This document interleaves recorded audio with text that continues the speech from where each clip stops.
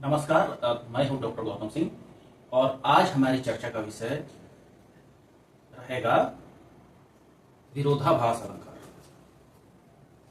आज हमारी चर्चा केंद्रित रहेगी विरोधाभास अलंकार पर।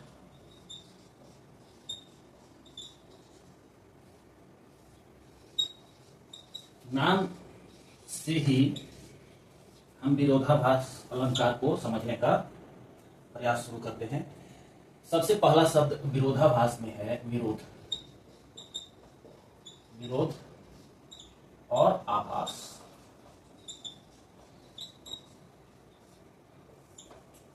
आभास मतलब प्रतीति, ऐसा लग रहा है। क्या लग रहा है? विरोध लग रहा है।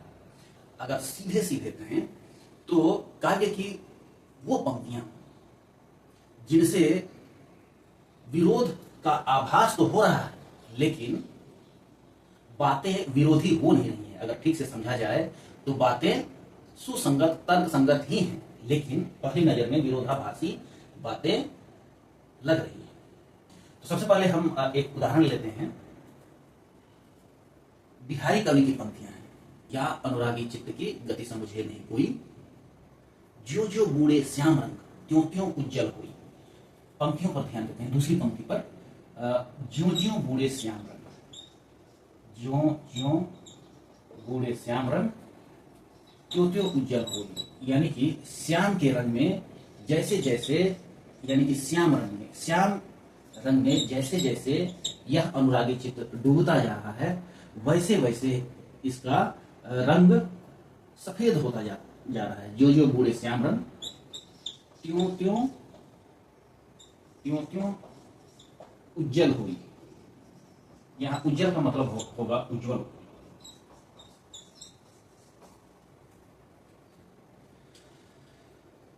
पहली पंक्ति थी कि या अनुरागी चित्त, अपने मन के बारे में लिखते हैं।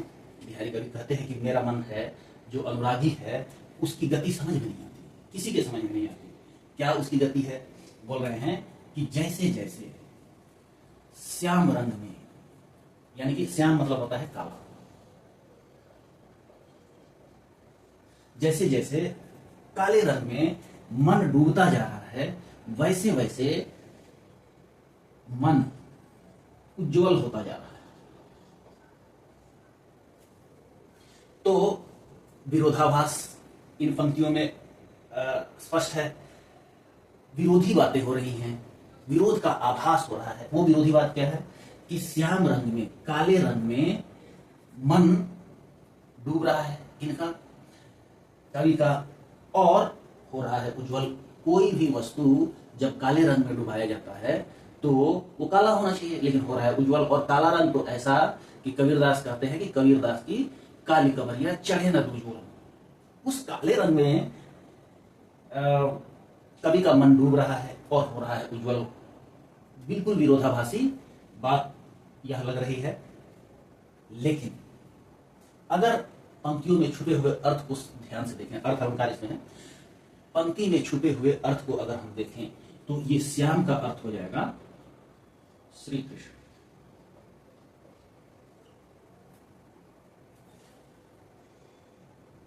राधा वल्लभ संप्रदाय के थे बिहारी कवि, तो श्री कृष्ण के भक्त थे, इसलिए बोल रहे हैं कि ज्यों ज्यों श्री कृष्ण, श्याम मतलब श्री कृष्ण भी और काला भी। तो यहां अगर हम देखें तो श्याम के दो अर्थ हैं। श्याम यानी श्री कृष्ण के रंग में मन डूब रहा है कवि का। तो अब अर्थ सीधा हो गया कि अगर श्री कृष्ण के मन में जो सर्वशक्तिमान है, सर्वज्ञ है, सर्वव्यापी है, ब्रह्मांड स्वरूप है, न अंतम न मध्यम न पुनः त्वादीन विश्वेश्वर विश्वरूप है, उनमें अगर कवि का मन डूबेगा तो स्वाभाविक है कि उज्जवल होगा। जैसे अर्जुन का मन उज्जवल हो गया था और वो युद्ध के लिए तैयार हो गए थे। तो वस्तुतः कवि का मन जो है काले रंग में न डूब के, काले श्री कृष्ण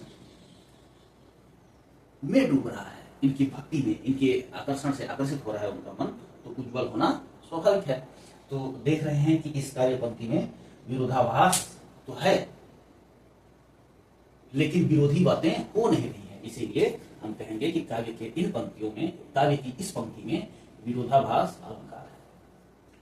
लेते हैं दूसरा उदाहरण। एक और उदाहरण है, खुसरो की पंक्तियां हैं। खुसरो लिखते हैं कि खुसरो दरिया प्रेम का उल्टी वाकी धार। प्रेम का जो समुद्र है, प्रेम की जो नदी है, दरिया मतलब नदी, प्रेम की जो नदी है उसकी धार उल्टी है, उल्टी वाकी धार। दूसरी पंक्ति पर ध्यान देते हैं। दूसरी पंक्ति में वे कहते हैं कि जो उबरा सो डूब गया, जो उबरा सो डूब गया, जो डूबा सो पार।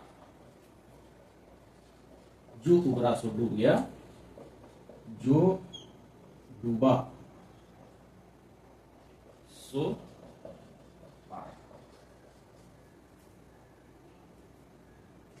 अब आपको लग रहा है यहां छोटा हो रहा है, जो उबरा सो डूब गया,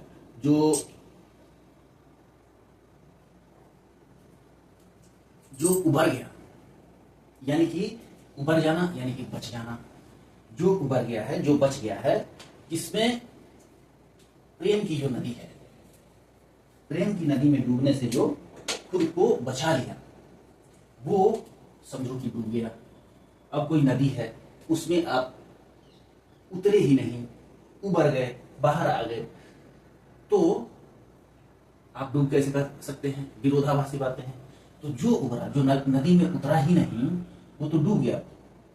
और जो नदी में डूबा, प्रेम की नदी में, प्रेम की दरिया में, वो पार हो गया। इस पंक्ति के माध्यम से जो कवि है वो संकेत करना चाहते हैं कि भाव सागर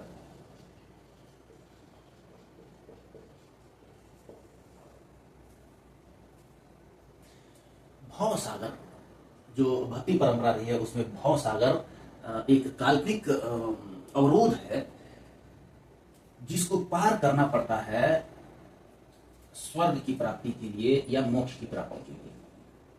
स्वर्ग या मोक्ष की प्राप्ति के लिए भाव सागर को पार करना पड़ता है। अब ये कह रहे हैं कि जो प्रेम में डूब गया, चाहे उसको ईश्वर का प्रेम कह लीजिए, प्रकृति प्रेम कह लीजिए, या मानवता से प्रेम कह लीजिए, उसमें जो डूब गया उसको तो मोक्ष मिल गया। जो डूब गया उसको मोक्ष मिल गया। और जो इस दरिया में डूबने से खुद को बचा गया, उबर गया, उसमें डूबा ही नहीं, वो क्या हो गया? डूब गया, यानी कि उसको मोक्ष नहीं मिली। तो ये दो उदाहरण है विरोधाभास अलंकार के। एक और उदाहरण लेते हैं ताकि ठीक से समझ में आ जाए और उदाहरण आपके काम भी आए भविष्य में। तो बिहारी कवि का एक और दोहा है कि तंत्रीनाद कवित्रस, तंत्रीनाद कवित्रस सरस राग रतिरंग। तंत्रीनाद कवित्रस,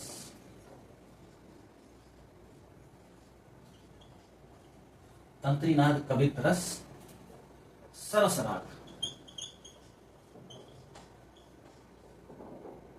और रतिरंग।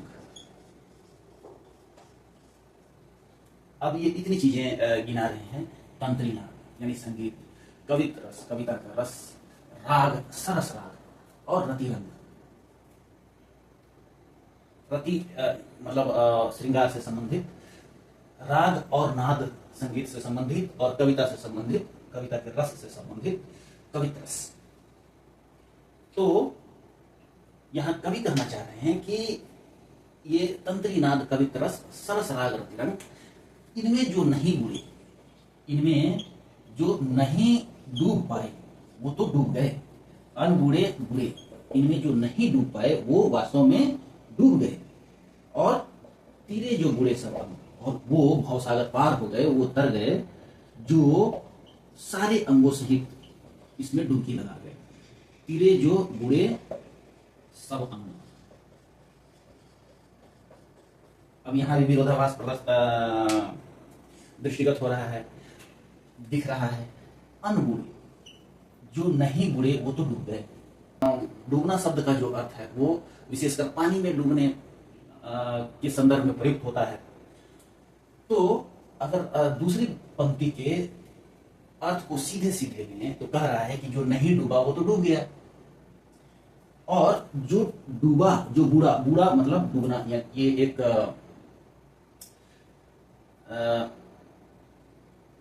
पूर्वी हिंदी का एक शब्द है बूढ़ना। बूढ़ना मतलब डूबना, डूबना।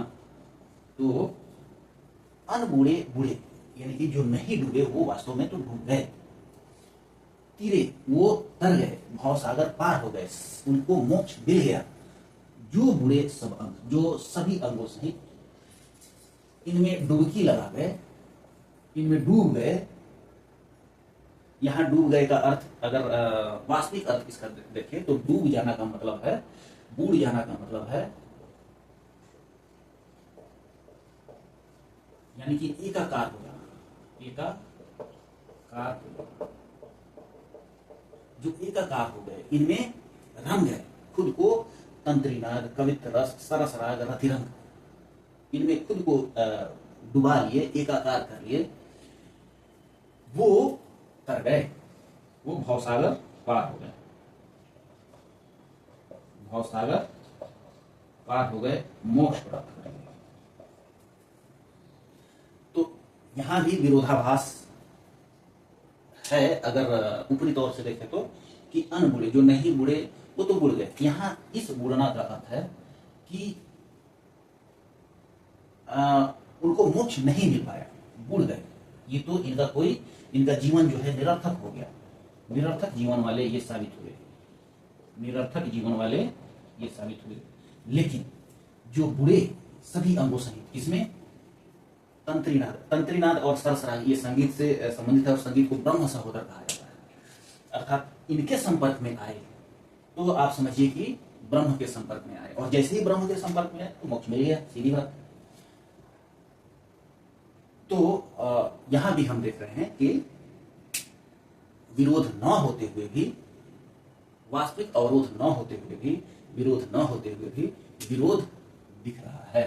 पंक्ति में अनबूढ़े बूढ़े, जो छलांग ही नहीं लगाया वो तो डूब गया, और जो डूब गया वो समझिए कि पार हो गया। तो ये रहा विरोधाभास अलंकार। आशा है आपको समझ आया होगा। धन्यवाद।